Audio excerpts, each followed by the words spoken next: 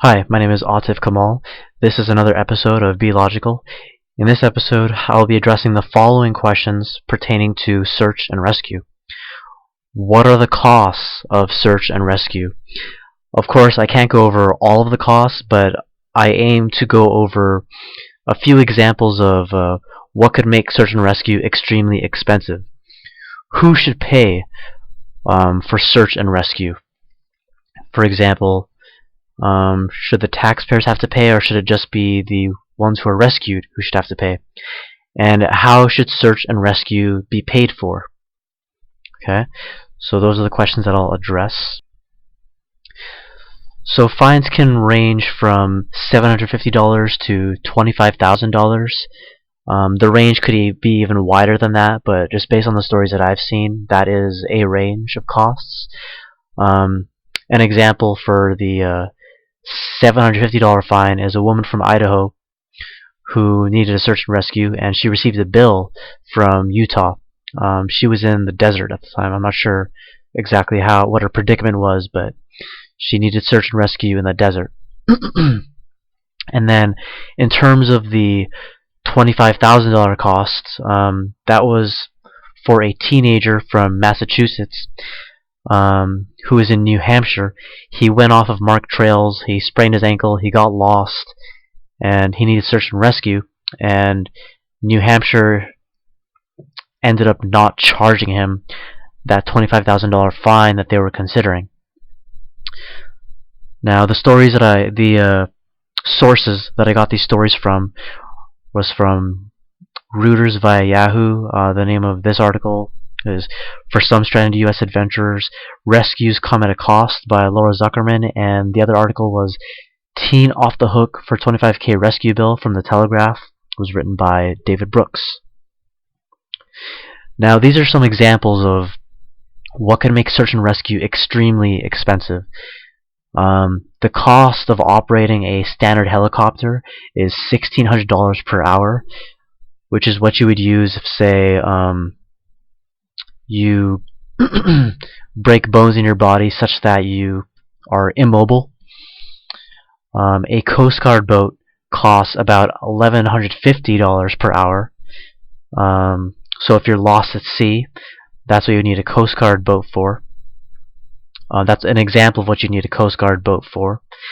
And then there's the C-130 turboprop plane, which would cost $7,600 per hour to operate. And an example of what that's for is to put out like forest fires. And I'm getting information regarding the costs of operating these vehicles from the website How Stuff Works. The name of the article is "Who Pays for Search and Rescue Operations?" It's by Charles W. Bryant. Now here's a hypothetical question for you. If the rescuee doesn't pay for search and rescue, who does? Could it be the taxpayers? Sometimes, but not necessarily. So there are at least three divisions of search and rescue. There is the Coast Guard, which is for which one of the services it offers is for search and rescue at sea. And then there's the National Park Service, which is for search and rescue within, of course, national parks, within forests, and those geographic areas that surround forests, such as bodies of water like rivers and lakes, or perhaps mountains in some cases. Now, both the Coast Guard and the National Park Service are government divisions or agencies. There's also the National Association for Search and Rescue, or NASAR, which is not a government service or agency.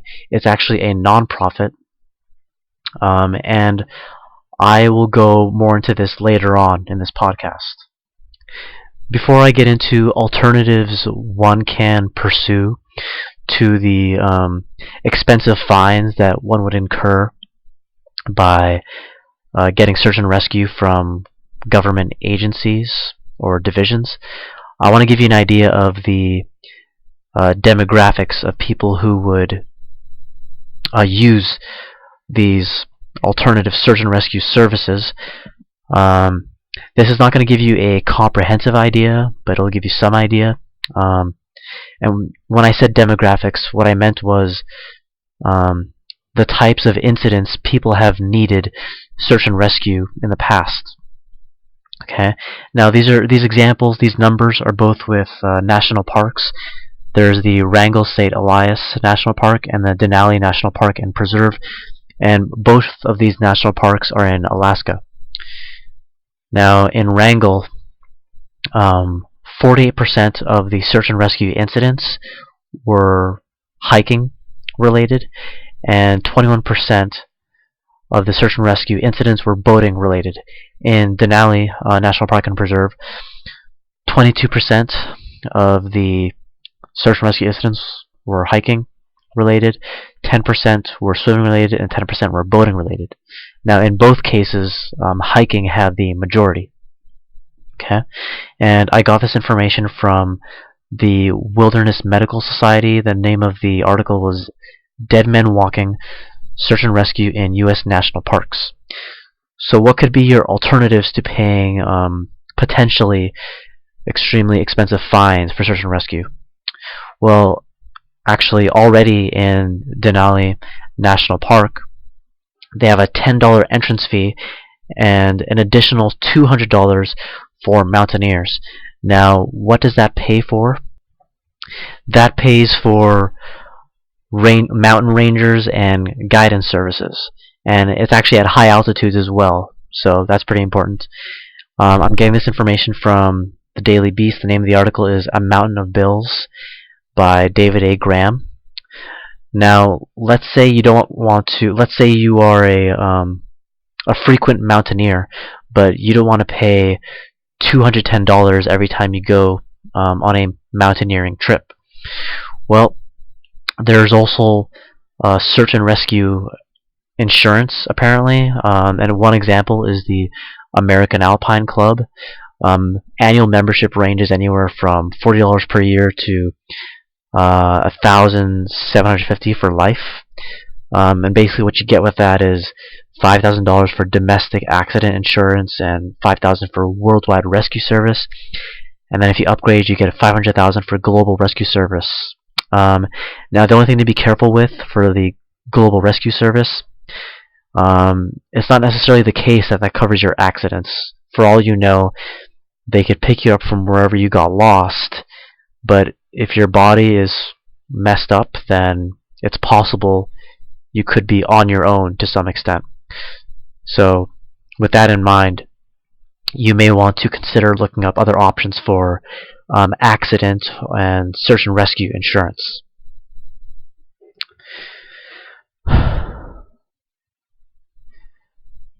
Okay, so one last hypothetical for you.